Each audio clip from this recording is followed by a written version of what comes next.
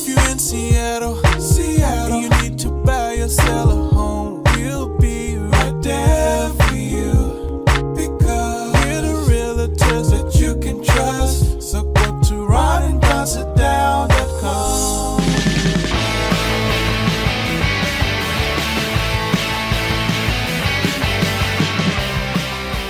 You're listening to The Ron and Don Show on the Ron and Don Radio Network. Hey, you guys, what's going on? Welcome to another episode of The Ron and Don Show, and we are back in the Team Lisa With a Y. Studios. That's What? Team Lisa With a Y. Studios for all your mortgage needs. Team Lisa. With a Y. Can we stop the show real quick before we get to the top five I and said, five? what's up, Ron and Don Nation? Go ahead. What's up, Ron and Don Nation? Can we stop the show real quick before we... Stop the show. Evidently, it is sandal season, Yeah. and Matt has his sandals on today. Oh, it does. That's nice. And the thing that I do not like to look at, as you know, is I do not like to look at men's toes. And you don't like to look at women's toes. well, either, and I really. really don't like to look at man's toes. You And don't I look at have to your own say, toes. we just had the Ron and Don extravaganza tequila and tri-tip party. And at the party, our good friend Josh Kearns was there, who is Mr. Pickleball now. And in fact, a few weeks ago, he was on the show.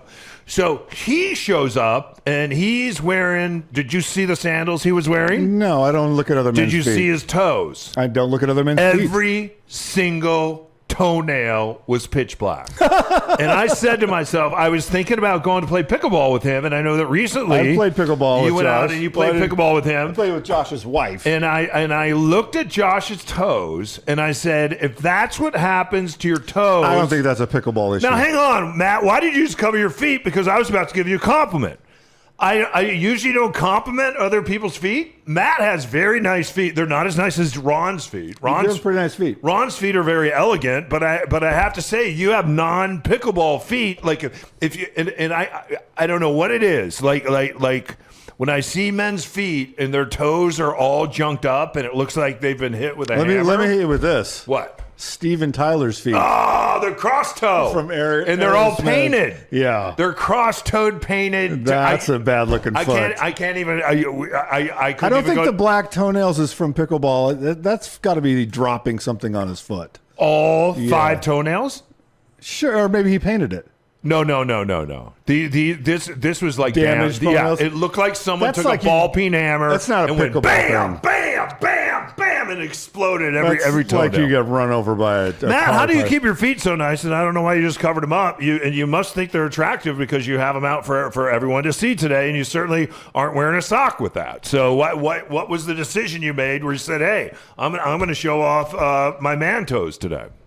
Comfort. Yeah. I was going to say, I bet there's a temperature threshold that above which Matt will. Do you do any? Like, Ron is very nice. Some of the nicest feet you'll ever see. And believe me, your body has other problems, and we could go into that later. Sure. How are the feet so nice? And does the missus talk about this? And do you go and do you have your feet done or? I was. I've been wanting to possibly do a pedicure. I've Okay. never done a professional one. Yeah. It's just luck of the. Some of this is just genetics. It's a luck of the draw. It's a luck of the draw. But I try to not like bang the toenails and stuff. You got That's to good. trim your toenails. Yeah. Take care. I have the quintessential. If you remember the Hang 10 surfer toes on the T-shirt from like Yep. 1984. Yes. Those are what my feet look like. Every once in a while, like you let one get too long and you're watching maybe TV and you reach down and you say, I'm just going to rip it off. It's a bad And you call. rip it off, and every time you rip it off, you go, because like 3 days later, then Yeah. you get the ingrown toenail, and a then the bad pus move. comes out, and all that. And you say to yourself, It's a bad I'm never move. going to rip my toenail off again, and then you rip it off again.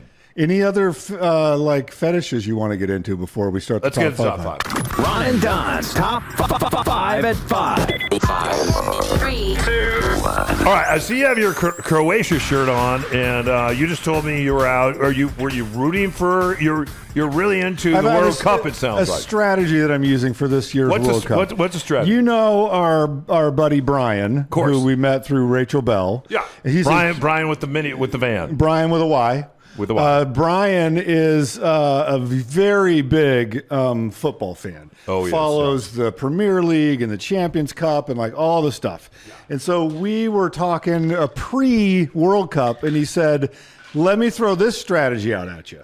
And he goes, tickets are going to be expensive, which they are, like the USA-Australia tickets, which maybe by the time you've heard this, they've already played that match. But they're $2,000 per seat, way up in the nosebleeds at the Seahawks Stadium. So if you want to get a decent ticket to that match, it's thousands of dollars. He said, instead of that, do this. He goes, pick a couple matches throughout the tournament and go buy the kit, which is what they call the jersey. You can't call it a shirt or a jersey. You call it the kit. Buy the kit of the team that you feel like you want to support, and then find a local bar where that team has a congregation. And so, and he goes, you'll have a blast. And he's like, and he goes, he usually picks the underdog. He's like, everybody wants to root for the overdog. So pick the underdog. It's appreciated by those fans. And so I've done this a couple times. So the first time, my significant other and I, we got Mexico kit. My partner. And we went down to Pier 62, has a floating barge television system. If you haven't done it, it's really fun. Tickets are free for the barge, or they were on that match. If you go VIP, it's like $50.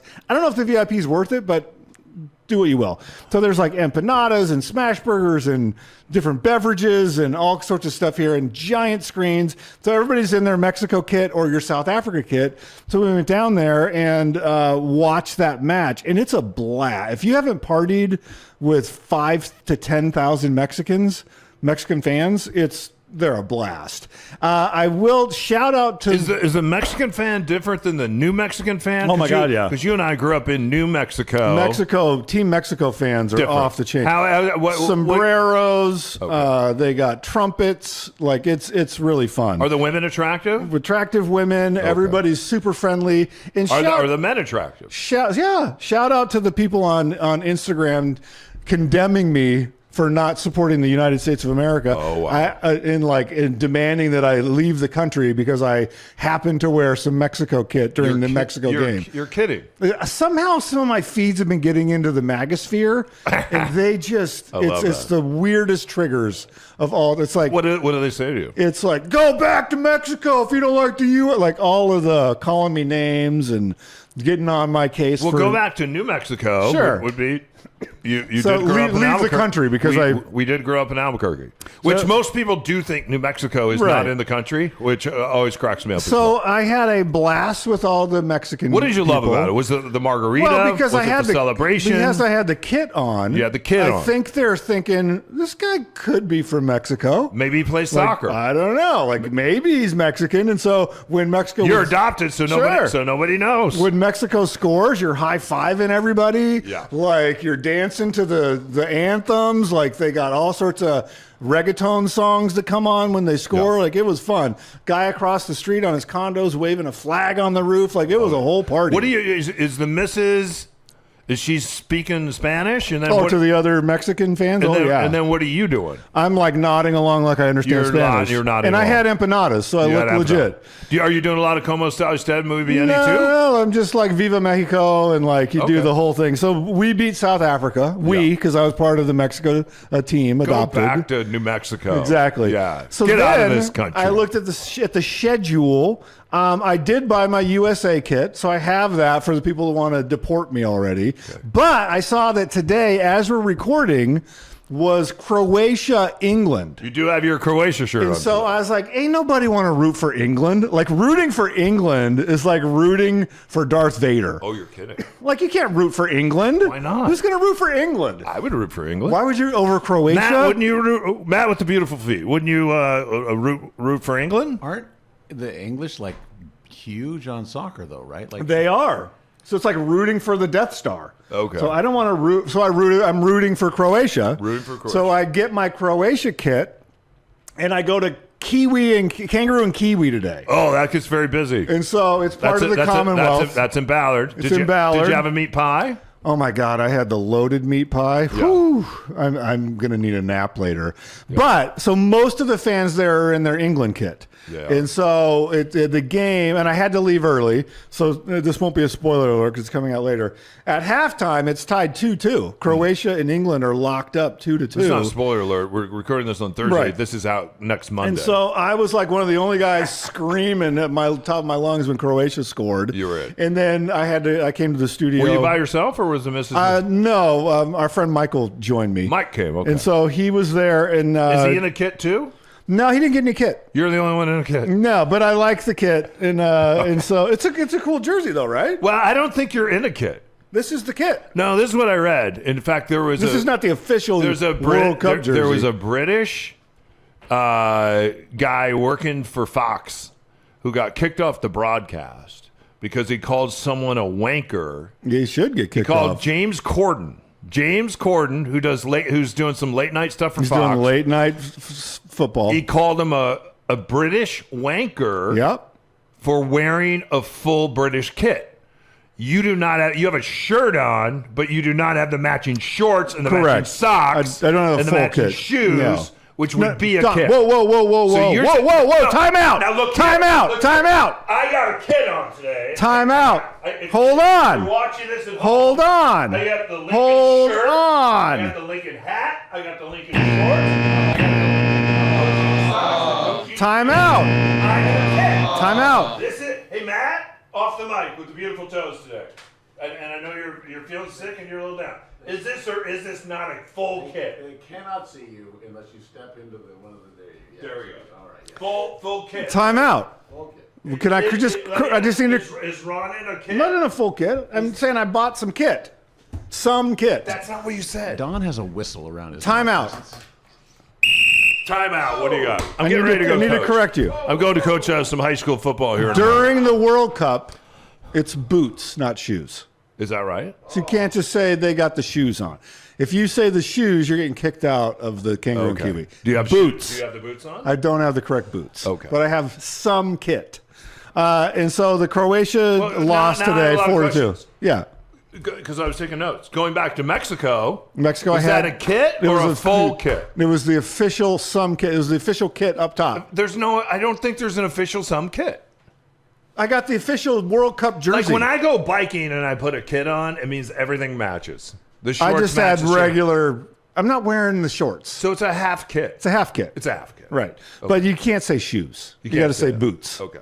So everyone's wearing pink boots this year, and I don't know why. Huh. So the pink boots are in this year. Yeah. Everybody was on board with Messi in Argentina. Oh, yeah. I don't have any. He had a hat trick. I don't have any of that kit, Argentina kit. Yeah. But I will be donning the USA kit for the USA-Australia match that's happening at Lumen Field. Why don't, at least for the USA, why don't you go full kit?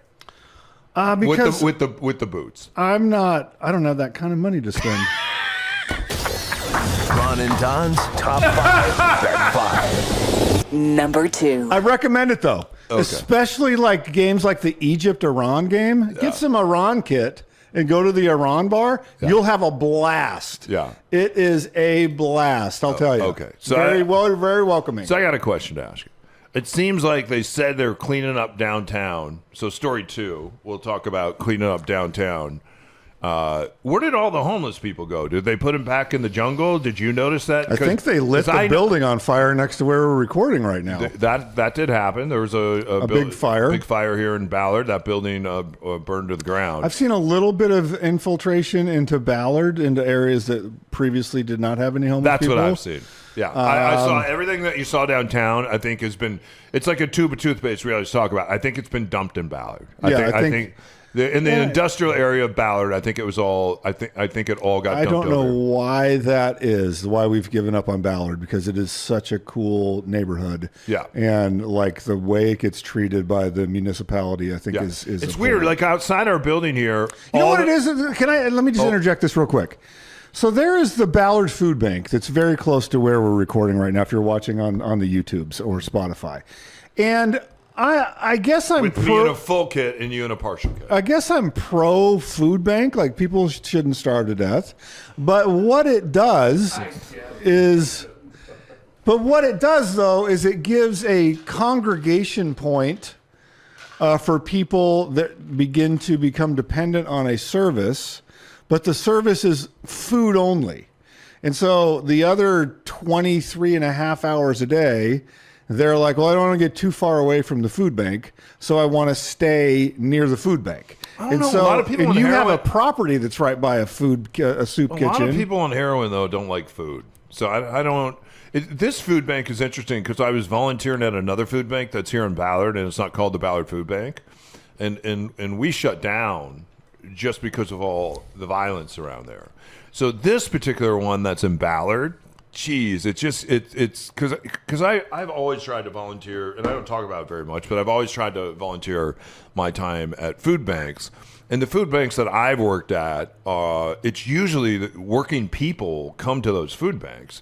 And you'll see moms come through there with kids. You'll see single dads come through there. Have you ever sampled at the food bank when you're hungry? And a lot of times it's the, what's that? Have you ever sampled?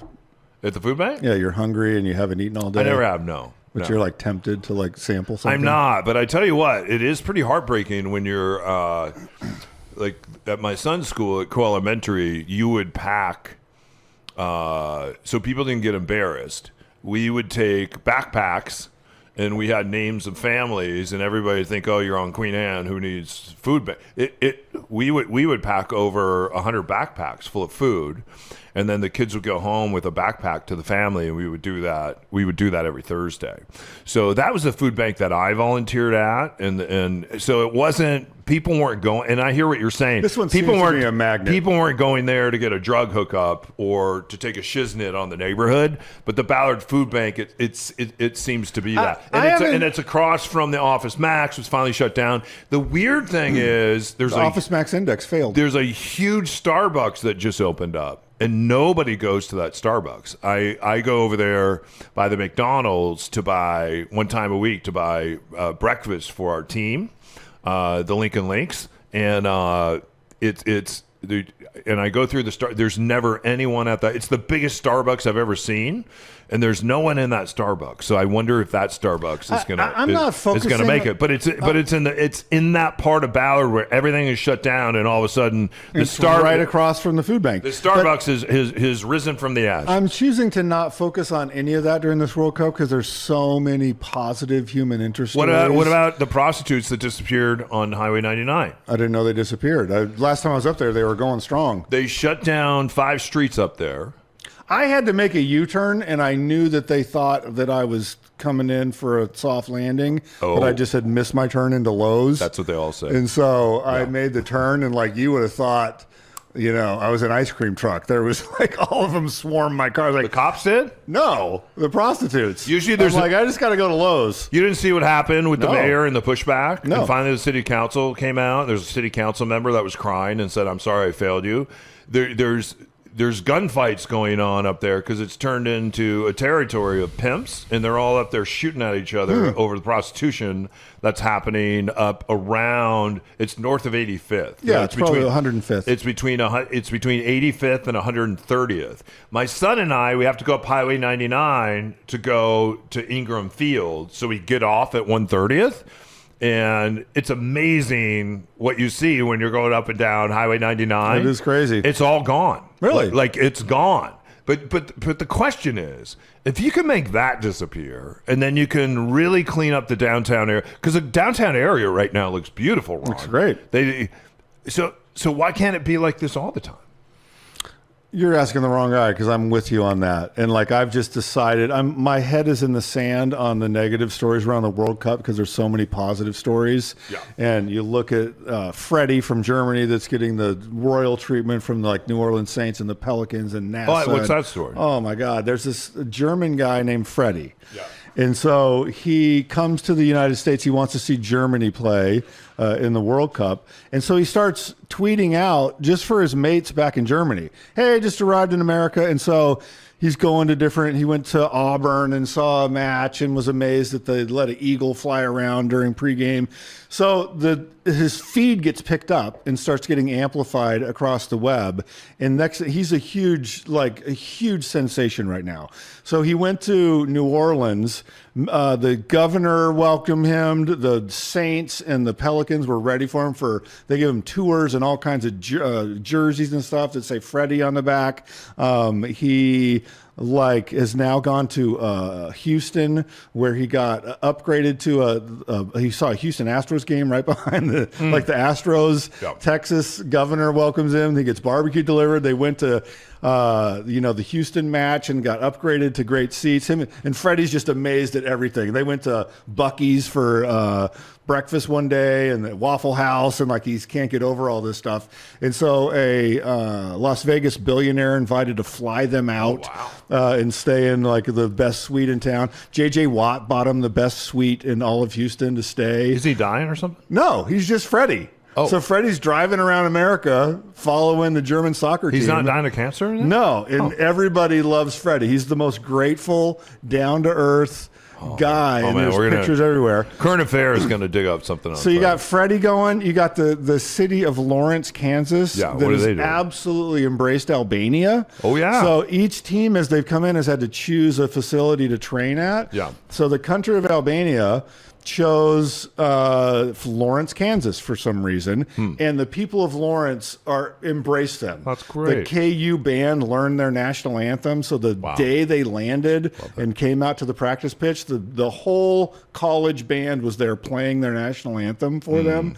Everybody's wearing jerseys. They have special days. Or it's Algeria, not Albania, Algeria. And so there's people are learning their names in French and greeting them. And so in Boston, they have the Scots came in and they did a bagpipe march down to Fenway, and 80,000 people were marching with these. It's just been incredible. What was your take? Because the team. So I'm focusing on that stuff. The team from Iran came here, and then as soon as they played a 2-2 tie, they were asked to leave. And then when they're playing their next game, I guess they can come back. What were your thoughts on that? I think we should default to the thing that I love. Again, if you really go out to search for average Americans, the Europeans, by and large, and other Africans and everybody that's come in, have been overwhelmed with the hospitality of the American people. And so I think 99.9% of the time, I've seen just people being hospitable, being generous, buying people drinks, buying them dinner, giving them free T-shirts and upgrades, and bending over backwards to welcome them to America. And that's where I think that you always talk about the stuff that we see on social media that's its whole goal is to divide us. When it comes down to it, we're very hospitable people, and that's the thing I focus on. We shouldn't. I guarantee you, and I might look this up. Maybe you and I will go. If you went to the Iran-Egypt bar where they're watching that game, I hear the Egyptians are really fun. Someone says you gotta go hang. Fun. Someone says you gotta hang out with it. Well, then you'd have to get an Egyptian half kit. Half kit from Egyptian. You could get the half kit from Iran's got a cool kit. Yeah. So you could. I'm just saying, you'd be surprised when you go there. You're going to find I have more in common with these people than I have in. That's what's interesting about traveling. Like when Gunnar and I just recently went up to Vancouver for our birthdays. Everybody there is from somewhere else, especially in the hospitality industry. And they don't look at us politically. They look at us as Americans, and they go back and they think about our goodness and the things that we've done in World War II. And they still see us as the good guys. I do hope this helps our tourism problem, because we do have a tourism problem here. And I'm amazed even with my Airbnb business because of what is happening politically. It's destroyed a lot of my business. It's destroyed, and even they went out and they asked people to give up their homes. People that were coming here for the World Cup.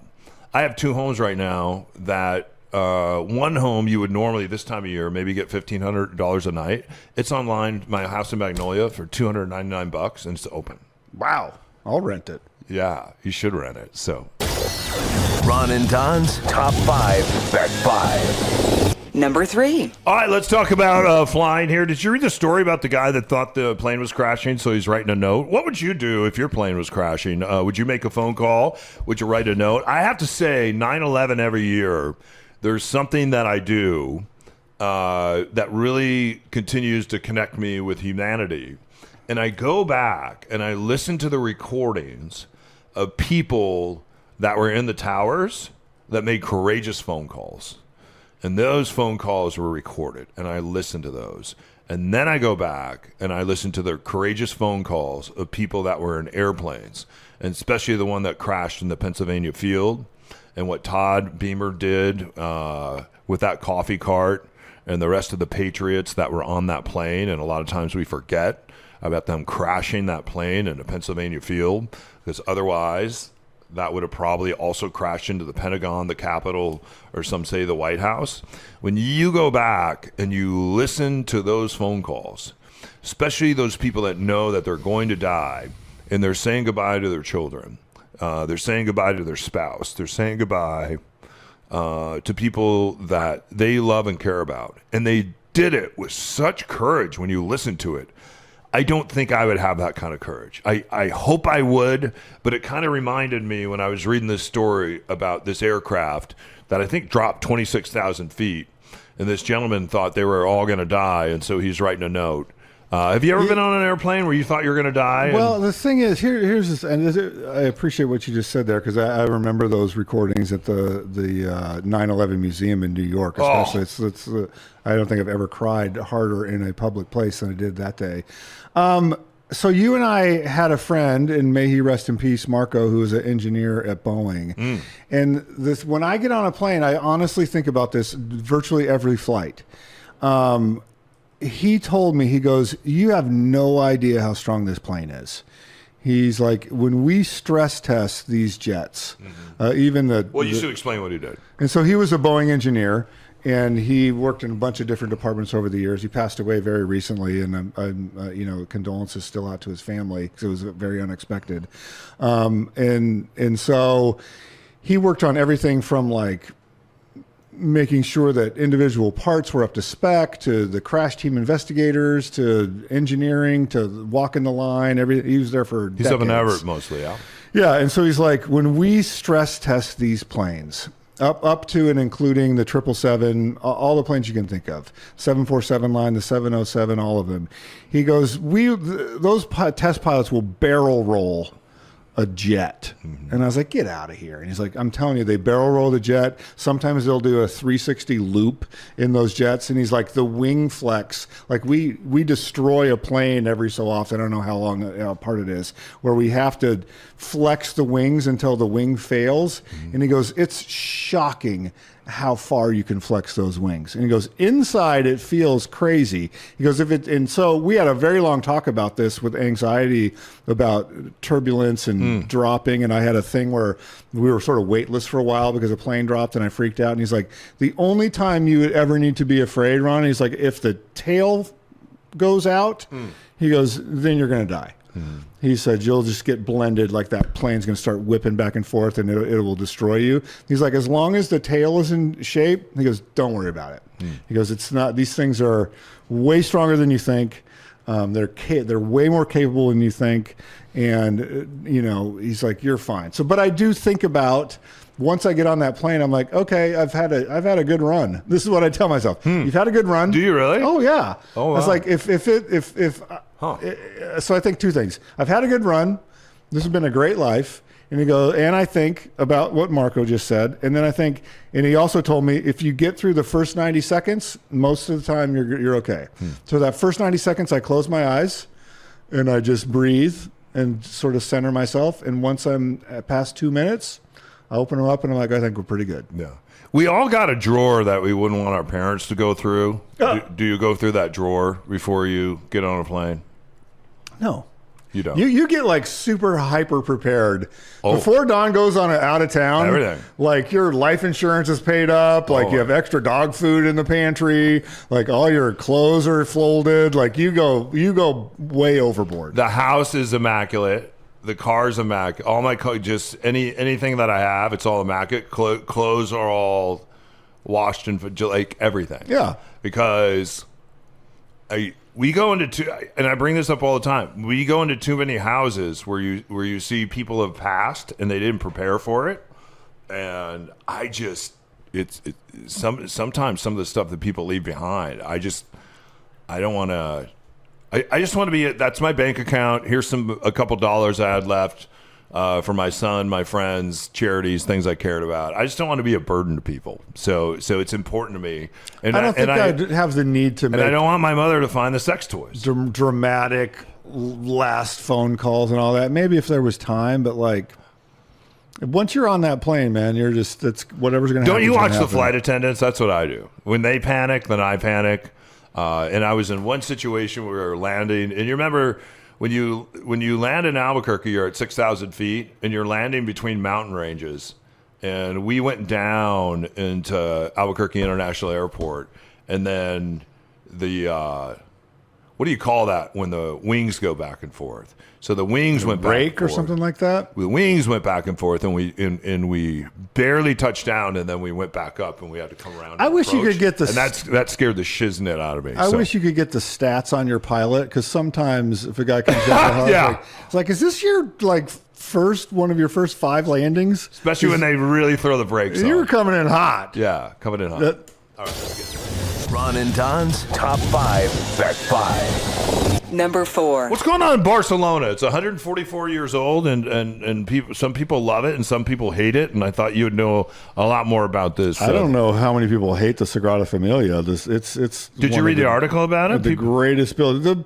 Let me tell you who hates it. It's the squirt gun people. A lot of times when you see people getting squirt gunned, they don't hate the Sagrada Familia. They hate what it's. They're getting squirt gunned over coming to see this, right? Because it's from what it has become, not because of the building. So Sagrada Familia is the masterpiece of Antoni Gaudi, and of course it's the latest cathedral blessed by the Pope to be a full-blown cathedral in the world. Most of the other ones are hundreds of years old, and so when he started. How deep do you want to go on Gaudi? Because I can go for a long time. I want to hear Gaudi. it. Yeah. So Gaudi was this architect that had this fantastical style back in mostly in Barcelona, and so he came up, went through architecture school, and was sort of told, "Hey, you're too weird. Like nobody's going to accept this stuff. Like just give it up. Like."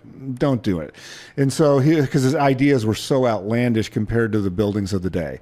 And so he was able to get this first client, and he made this incredible building that's very surreal. So I've toured this building, his first project, and you walk in and it's wild.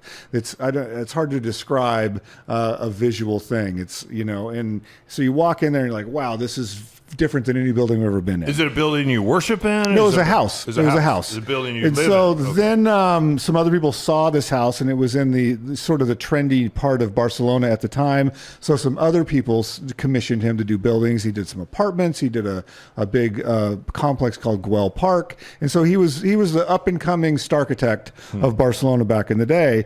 And so he was devoutly Catholic. So he's like, I'm going to make the greatest church we've ever seen. And so he acquires this land in Barcelona, which at the time was in the middle of nowhere, the outskirts of the outskirts. It was way out there. So he invents his own form of architecture. And so the biggest crown achievement of what Gaudi contributed to the field at the time, and remember, this is pre-computers, This is 150 years ago. Pre-power, like no power tools, whatever. Yeah.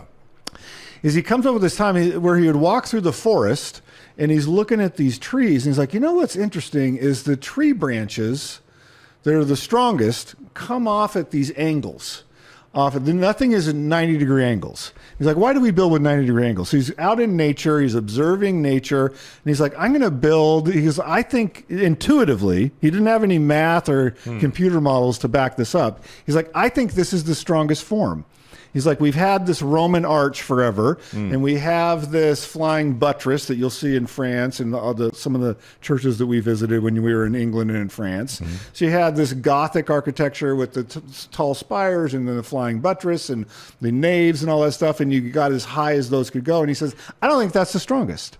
He goes, I think nature's showing us what's the strongest if we just pay attention to nature. Then God created nature, so therefore God knows what is the strongest form. So he creates this building that's based on trees. So what he would do is he created a framework where he wanted 14 spires, one for each of the apostles, and then so that's 12, and then one for God and one for Jesus. And so he What about wanted the Holy Spirit? I don't think the Holy Spirit got his Holy own Spirit tower. was out. I think it was 14. It might be 15, but I think it's 14. And so he created this matrix. What about the two Marys? Nothing? Marys are included, but not they don't get their own spire. Okay. So he takes and creates this grid and hangs it upside down, and he puts different weights on thread underneath the frame. So it's hanging down towards upside down. And he's like, this is God's geometry. Because this is how a tree would grow in the forest. All the branches would converge with gravity to these specific points. So when you go into the Sagrada Familia, so they basically made a model of that, flipped it over, he made some modifications, and that was going to be the Sagrada Familia, the family church. And so when you walk in there, the columns are not 90 degrees. They're leaning inwards, and the supports come off like branches to support the roof everywhere. It's an absolute genius invention of architecture. And so, but it took 140 years to complete the general construction of the main architecture. So in that time, and here's where two groups that hate what Gaudi did. When you go into that building, and even with someone that I don't consider myself particularly religious or a relationship with God, it's one of the most special feelings that you get inside a building of anywhere I've ever been. It is absolutely spectacular with the different colors and shapes and the love of nature and all the messaging. Was he alive when they started to build it? Oh, yeah, he was alive. He got hit by a train, and people thought he was a homeless man, and he was left to die. And so because he had taken on a vow of poverty and was living in the building site, and so he was making his way over to an appointment, and one of the trolleys hit him, and he died. So why is it taking 144 years? Because it's self-funded. It's a self-funded project, and it's taken it took 75 years for computers to catch up to how to make what he wanted to make. And so two things are going on here. One is what you referenced, where tourism has taken over Barcelona to the extent, really it's a housing issue. There's so much of the housing is consumed by Airbnbs, short-term rentals, vacation rentals, then it's driven up real estate prices across the board. So there's a huge pushback from the general population that are anti-tourist. There really are.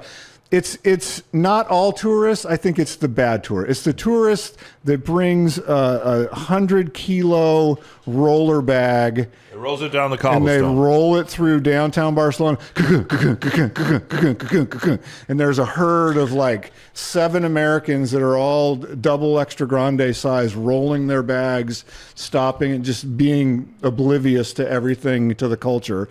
And you get that day in and day out, 24 hours a day with different groups of oblivious tourists. And people with cameras influencing. And it's annoying. If you're low profile, small footprint, move in and out, the Barcelonans are fantastic. So there's that group, and there's another group, and this one's a bit of a quandary, and I'll see what you think of this. I know I've been going on and on forever here. No, it's very interesting. There's the one facade. So Gaudi's vision was he wanted to express the life of Jesus in stone. And so on one of the facades that's already done are these amazing avant-garde sculptures of the entire Old Testament, basically. And in fact, there's some of the stormtroopers from Star Wars and Lucas, you find them in these sculptures. Like the representation, like you go, like, holy crap, there's a stormtrooper in there. It's like that. He had this really futuristic looking way of the sculptures that he did 150 years ago. So that's really surprising when you see all these figures. The other side was intended to be the life of Jesus in stone. And so what had happened was 70 years ago or so, an apartment building was built because the building was never going to be done. Like people in the neighborhood were like, well, You're not going to finish this cathedral. Kind of like Crazy Horse in South Dakota. Yeah, so they built an apartment building, and now it's finished. So the cathedral has emerged or grown towards the apartment building. So now it's right across from the apartment building. So what the Sagrada wants to do, and they're going directly to the government of Barcelona, is saying, this was the original plan. We need to tear down these apartments, and we're going to finish the final facade. And that, so the main cathedral's done. And it's been, and I can't wait to go see it because it's incredible. But the facade is the very last piece, but it can only really be done to its glory if this apartment building goes away. So those people are very anti on two fronts. One, they're saying, hey, we've been here for 70 years or 60 years. And the second thing is like, why is Sagrada going straight to the government where we're not there? We're not represented at this negotiation. Yeah. And from the Sagrada's perspective, it's like, sorry, but we were here twice as long as you were. This has always been the plan. Sorry you got your apartment there, but we're tearing you down. So they're trying to get an agreement with the city to relocate these people, tear that whole block down, and finish off the final facade. Which is interesting because you just talked about him. People thought he was homeless. These are homes. I wonder how he would feel about that. He built super fancy houses. And then you also talked about the fact that that there's a housing shortage there. Yeah, so that's a very complicated issue. But like the Pope, so the past 3 popes have all gone to this building and consecrated it. It's a spectacular, spectacular building. Yeah. If you go, don't be an annoying tourist. Like, seriously. Like, if you're planning on trips to... And am I wrong on this? Because when you and Gunnar went to Europe, I said, hey, small footprint, backpack only. Here's your travel kit that will handle all your emergencies. You don't need to overpack. And when you go over there, your experience is way different. You saw the people in their giant roller bags let everywhere. Curiosity be our guide. And I think anywhere you go in life, if you're curious, and the thing that I love about my kid is he's curious and he asks curious questions. And I'm curious. You're curious. I think a lot of our friends, I'm looking at Matt off the mic who's not feeling so well today, even though he has great toes. He's curious. So I think we just had this party with all our friends that came together, and the curiosity. I think the reason why everyone clicked and loved each other and had such a great time, and there's new friendships that were born, and it's so cool that people are asking for phone numbers and, hey, I want to call so and so, and these were our clients, friends, neighbors, family members. Curiosity is really the drive, and I was even looking in my son's yearbook. He was showing me his yearbook the other day, and his pictures in the yearbook, and the things that kids were saying about him and 2 of his teachers. It was about it was about him asking curious questions and being a curious person. So I think anytime you travel, whatever you do, if you're driven by curiosity and your ears are open and your mouth is shut, I think you'll have a wonderful time. And I don't think you'll get squirt guns. So final story. Ron and Don's top 5 back 5. Number 5. Yogurt or ice cream? I got to say ice cream. You sent me a story about yogurt. New York Times just did this full piece like, which is healthier? So there's this big push by the yogurt contingent that the yogurt is healthier than ice cream.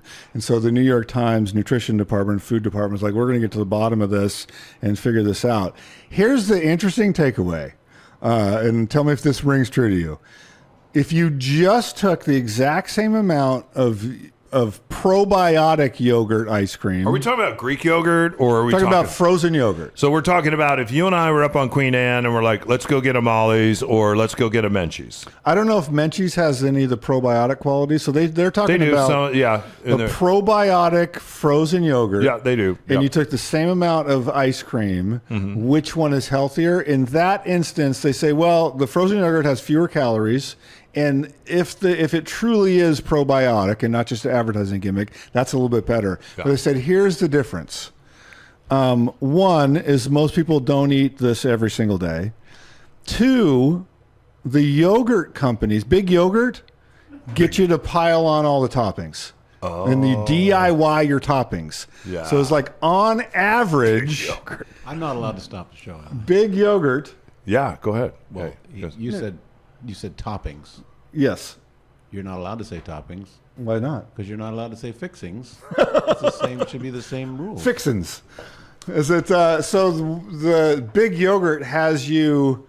By the time someone like your son leaves big yogurt, he's demolished the caloric intake and the nutritional value of if you just went in and you got a regular ice cream. Aren't you raising the white flag, though, when you go into Salt and Straw or Molly's or Menchie's or a local ice cream store? I don't food shame. At that point, I had a Molly's the other day. I don't care. I'm going in. No, it's a treat. I'm getting a treat. You should enjoy it. I'm going to put it on a safety cone. I did go into Salt and Straw the other day. My son was embarrassed that I asked for a safety cone. They did not know what a safety cone is. They said there's no such thing as a safety cone. And I took my whistle out and I went, that's wrong. So Coach O'Neill said that. So I had to teach these kids something. I had to take my phone out. And you had to? I had to. Or you were compelled to? And I pulled my phone out and I dialed up the old safety cone and I showed it to the young bucks and they had never seen a safety cone. Do you know before. what the conversation was later that night? Hey, Mom, this really weird old guy forced me to look at his phone. After I blew my whistle. After you blew his whistle. All right, more in a minute.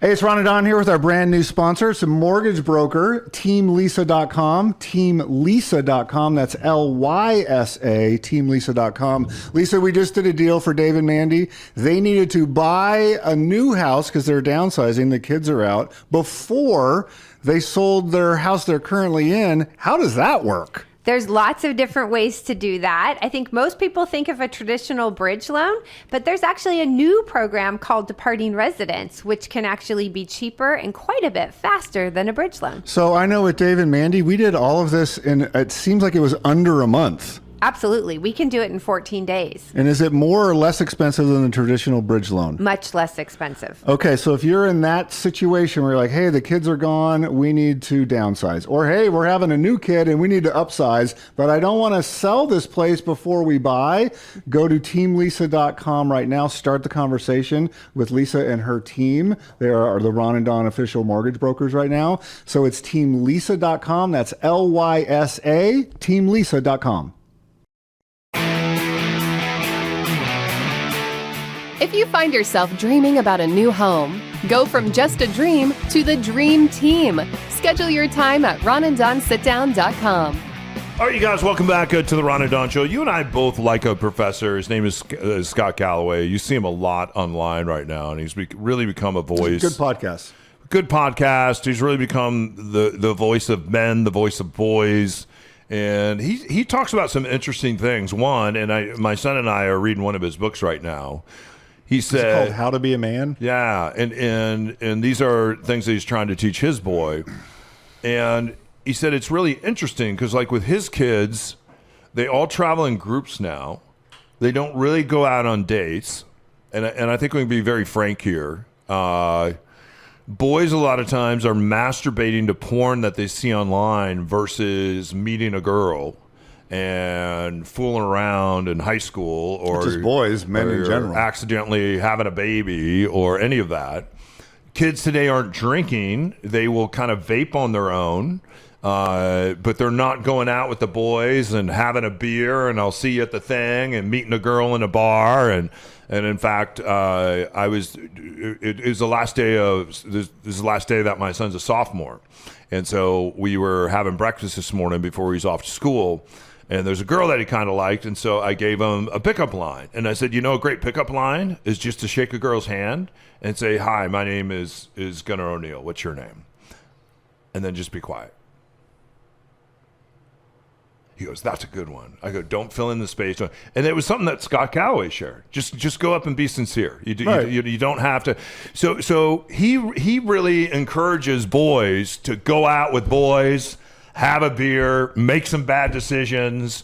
He has a really genius idea where he said the drinking age should be lowered, I think he said to 16 or 17, provided that you do it in public and you have at least 4 friends together. Yeah. So like if you have 4 friends in a pub, I didn't hear that, yeah. And you're in a public place, the drinking age is lowered because that's more important than losing a couple brain cells. The skills that it takes to go sit in a public place and have a beer is better than everything you just described. Yeah, and I have to say, like, we're going to go to a football camp, and I'm going to drive some of the kids down to the football camp. And the kids really are, I tell parents now, because our football practices can be pretty long and they're pretty late at night because we have to wait till Ingram gets done. And I always tell parents, I say, hey, would you rather have them on the field or on their phone? And when they're on the field with us, they're not on their phone. And what I've found, like we just got done with, in fact, tonight is the last night of our spring practices, and then we go overnight at PLU with probably 20 other teams down there.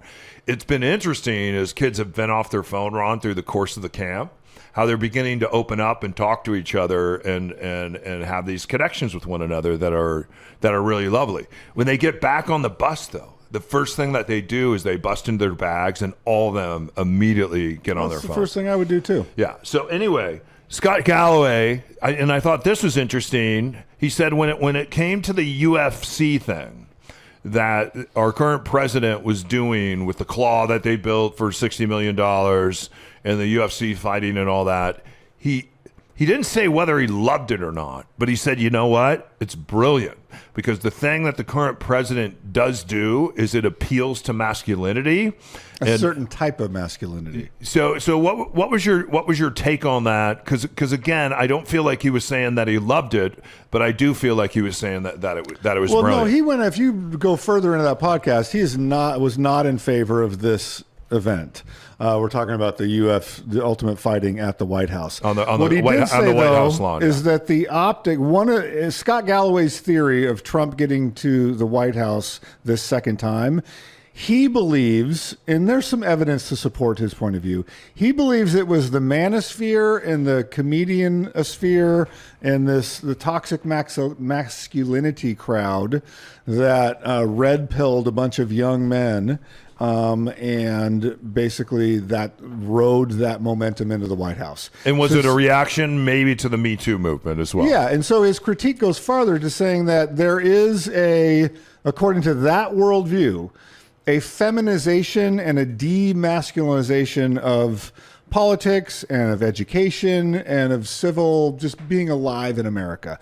And that there's some validity to that. Yeah. Like when we got into these wars, I don't know, a couple of years ago of like, you can't say that. It's like once we get into the policing of words and whether it's going to be they, them, or like when you were thin slicing, if you didn't call someone they, them, then you're transphobic, or like all of that stuff with Chappelle and all of the trans humor, et cetera, that became a rallying point for a certain type of man that wants to like go to a UFC match and just be like, man's a man, a woman's a woman. These two guys are going to get in a cage and beat the crap out of each other. Cigars and whiskey. So Cigars and whiskey. In country music and like, let's go.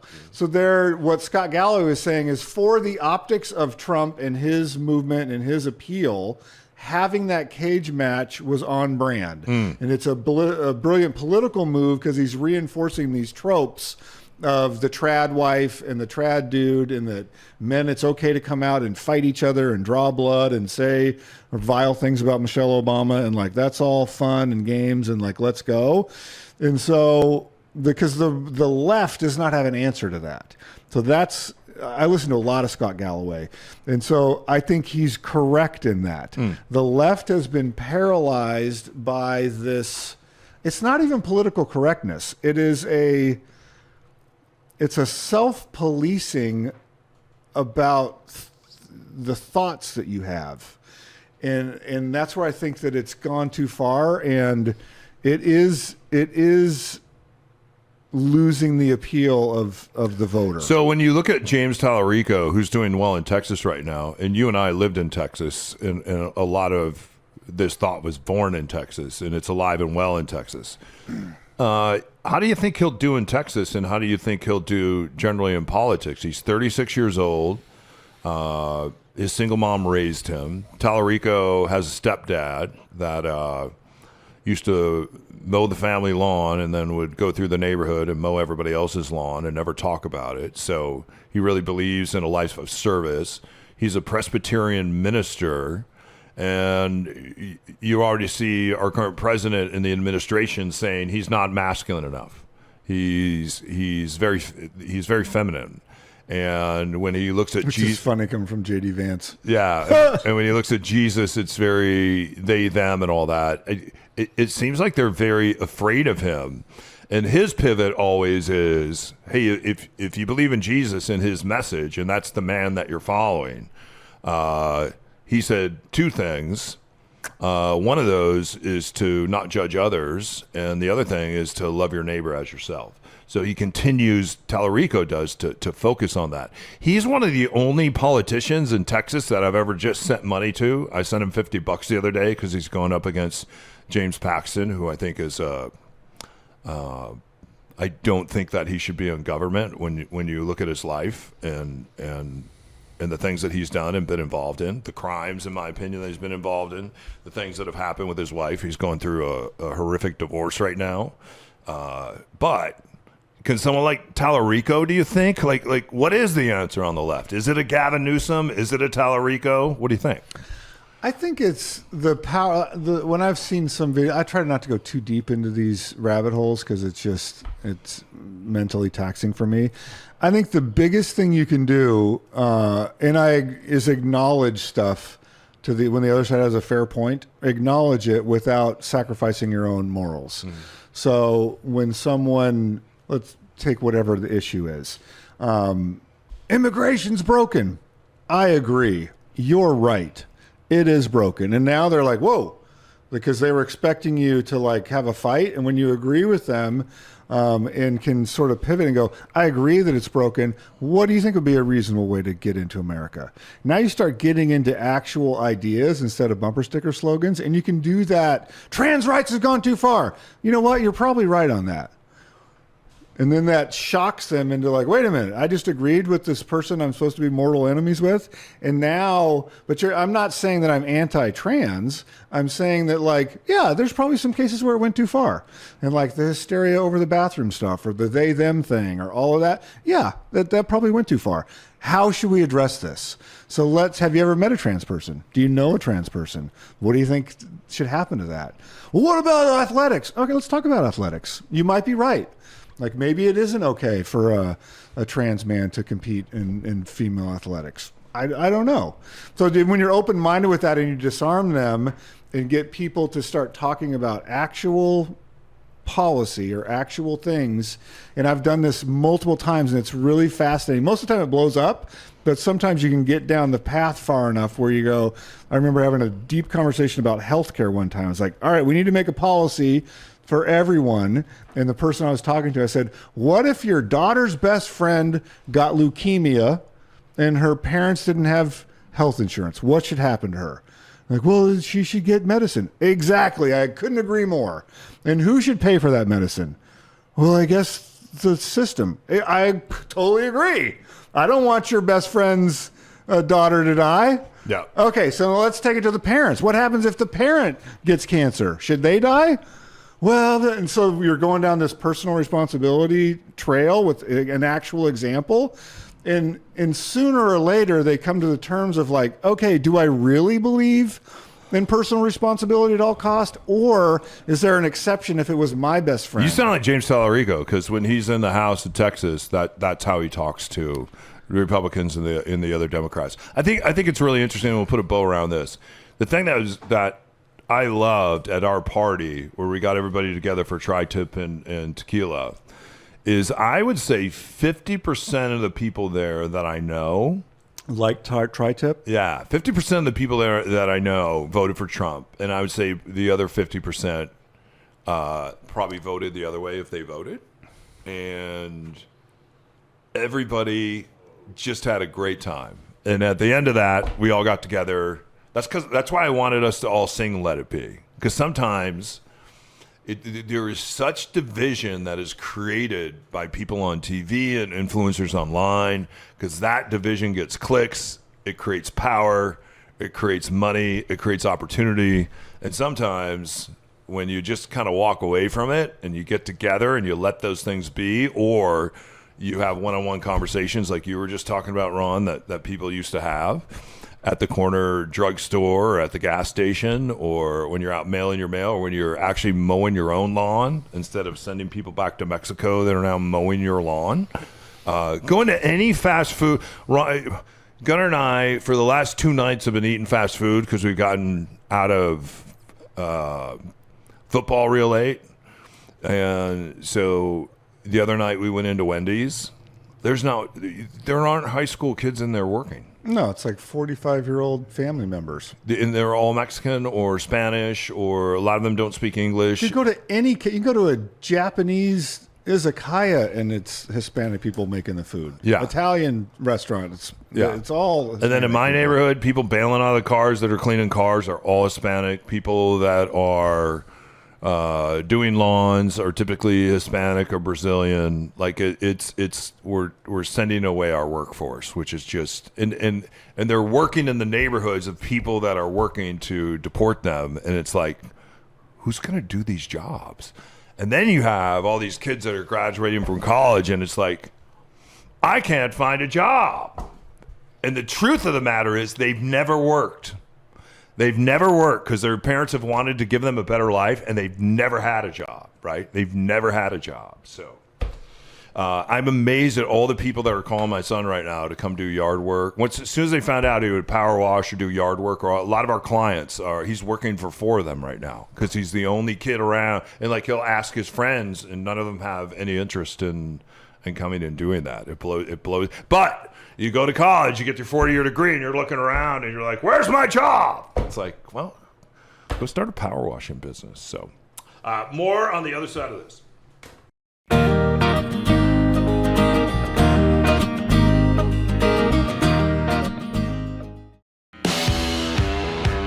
Ron and Don, from radio to real estate. When you're ready to grab a cup of coffee and sit down with the guys, go to ronanddonsitdown.com.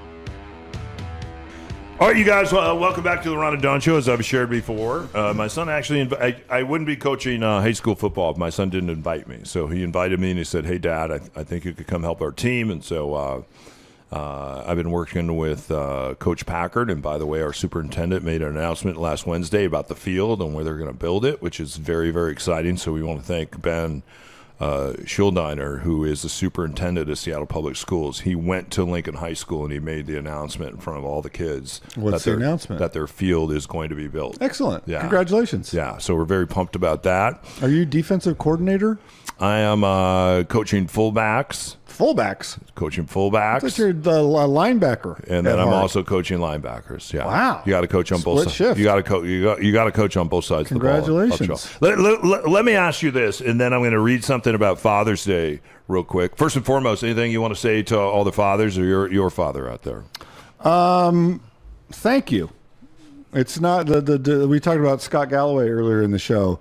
The demands of modern fatherhood have never been more confusing and demanding. Mm-hmm. The time spent with young people by fathers has gone up like 6-fold in the last 50 to 60 years, which is a testament to men wanting to be involved with their kids. At the same time, it's confusing to a lot of guys of how do I provide for the family and participate in my kids' lives? So for all the men that show up and do it in your own way, kudos to you. It's not easy to figure out, and it's not easy to navigate those. And so whatever mistakes you think that you've made, just show up for your kid. Yeah. And thanks to Bob. Yeah, thanks to Bob. He's a great dad. Yeah. We're going to camp this weekend. I'm not spending the night. I'm going home because I want my son to actually go to camp and be with his friends. And I don't think your dad should stay over. No, absolutely not. With you, right? So, plus you don't want to sleep in the unair-conditioned bunkhouse. Exactly. I'm trying to make myself look like a stinky feet. Oh man. So anyway, we're going to go down there, do a 4-day camp, and then decamp for the summer, and then we're back for fall ball.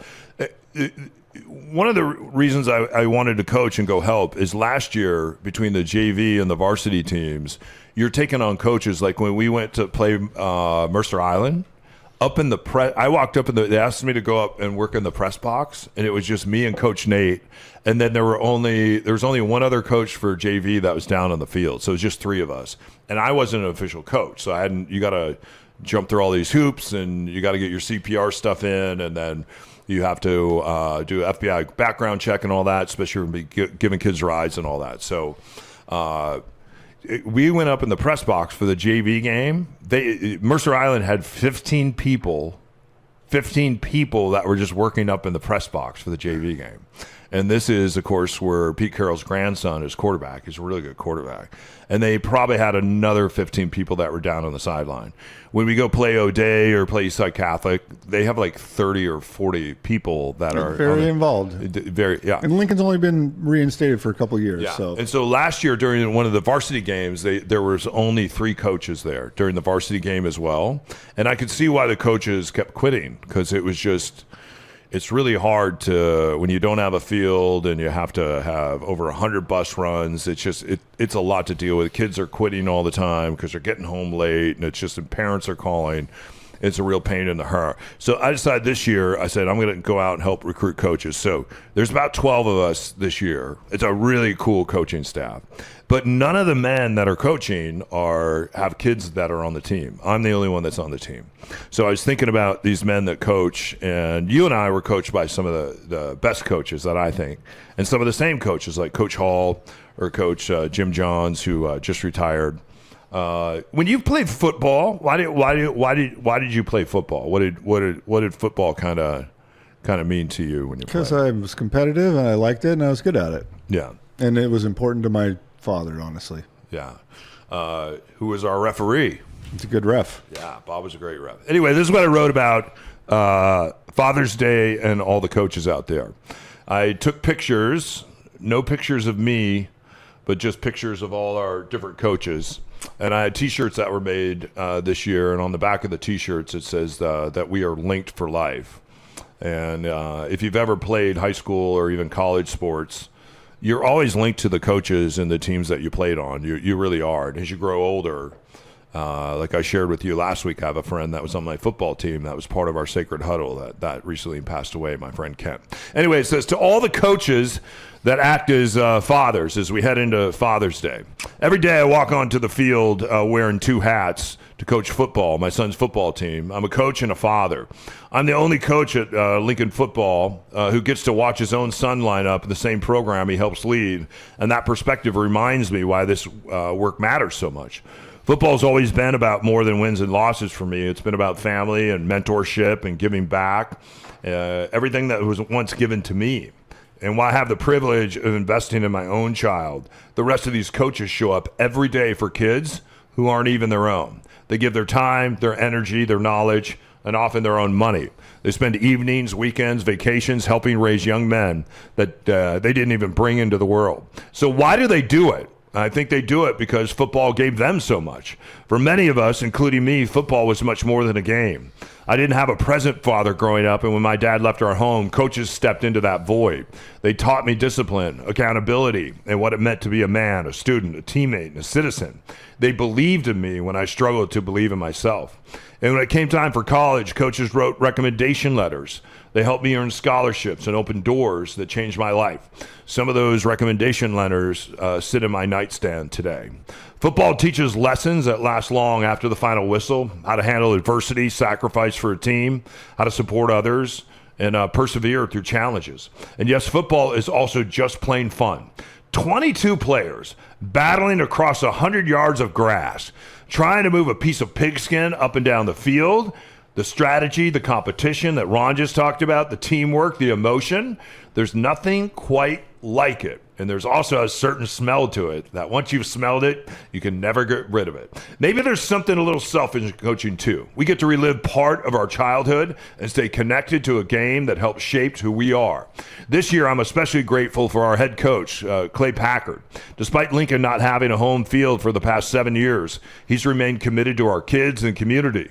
He built an outstanding coaching staff, and this week we finally received news from the superintendent about the field that's going to be built on behalf of our school and our kids. It feels like a new chapter for Lincoln football.